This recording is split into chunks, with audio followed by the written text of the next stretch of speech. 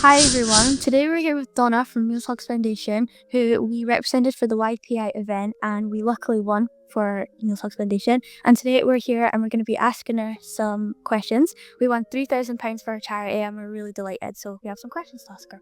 Okay, lovely to be here. Could you provide an overview of the history and mission of Meals Hugs Foundation? The history of Neil's Hugs Foundation is that I started the charity in memory of my son Neil, who I lost to suicide. I lost him in 2011. The charity became a charity in 2017. And our mission really is to help people find their smile. We support many different groups of people with mental ill health, people who have family members with mental ill health, which is impacting on them and helping them to find some strength so that they can continue supporting their person, and people who, like myself, are bereaved by suicide. So our mission really is to try and reduce the amount of suicides in West Lothian, anywhere at all that we're connected with. So we're also in Clackmannanshire, but on the whole, just to support and try and raise awareness about suicide and suicide prevention. Thank you. Thanks. So the second question is, what specific programs or services does Neil's Hugs Foundation offer to support individuals affected by suicide or mental health? So we have a number of different things that we do to support people, because one size doesn't fit all. So everybody needs different things. So initially when somebody reaches out to us, we have a big conversation, because sometimes they only tell you little bit of information, but you really need the whole picture. So once we've spoken to them, then there's a range of options that they can have. So we can do telephone support. So they're given like 12 weeks of somebody that phones them every week and has a chat with them every week. And the £3,000 that you won is going towards that budget. We also can do online. We do one-to-one in-person support. We do group supports.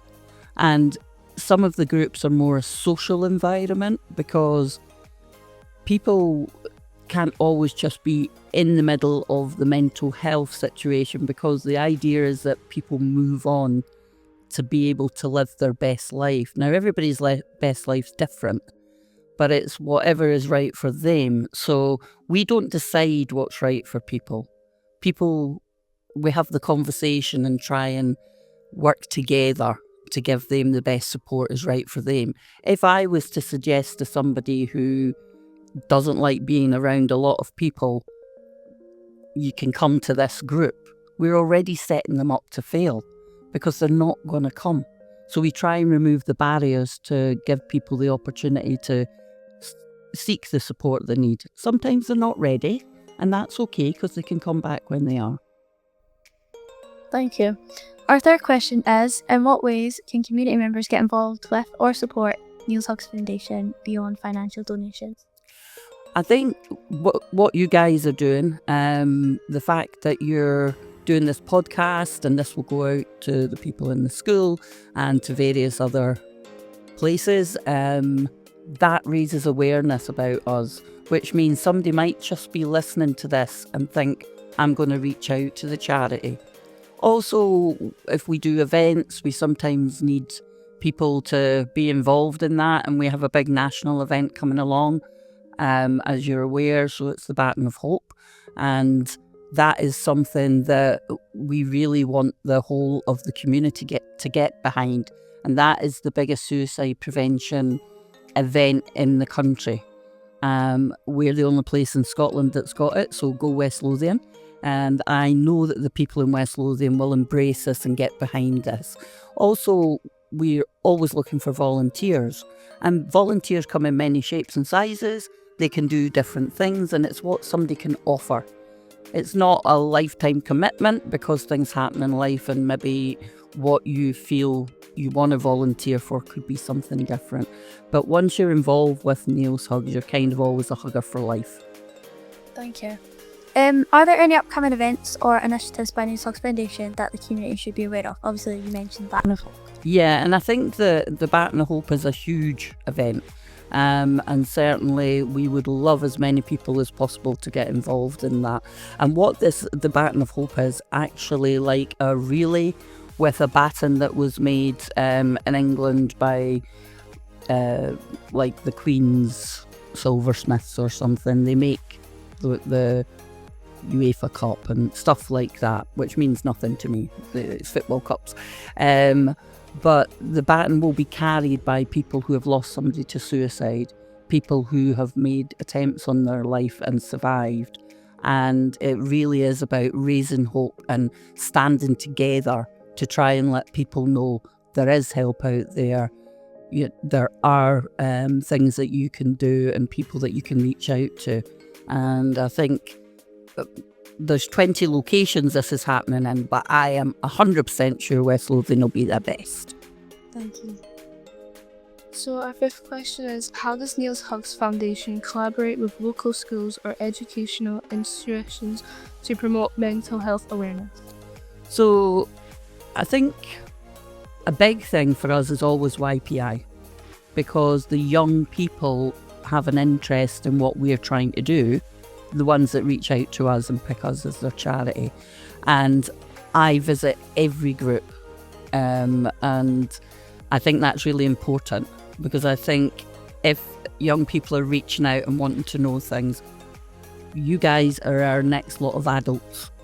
So we need you to be informed. We need you to understand what's going on out there. Not that you don't already, because you absolutely do. So also I am at West Lothian College every week. So mainly everything I do involves drinking tea, eating cakes and chatting to folk. But again, we're there to support the young people or the lecturers, whoever, in that environment. But I think the biggest way of us speaking to young people is definitely YPI. And if your teachers dragged you along to meet you, then I'm sure there would be some hidden phones being used, and people would be not really paying as much attention because it wasn't their choice. The YPI is your choice, so you want to hear what's being said, and that is phenomenal. Thank you. So question 6 is, how do we keep in the loop about the foundation is doing? Well, we have a website, so that would be able to keep you in the loop. I'm a lady of a certain age, so Facebook's my go-to. And I believe we're also on Instagram, but I really don't know because technology's not my thing. But there's very many ways of finding out what's going on.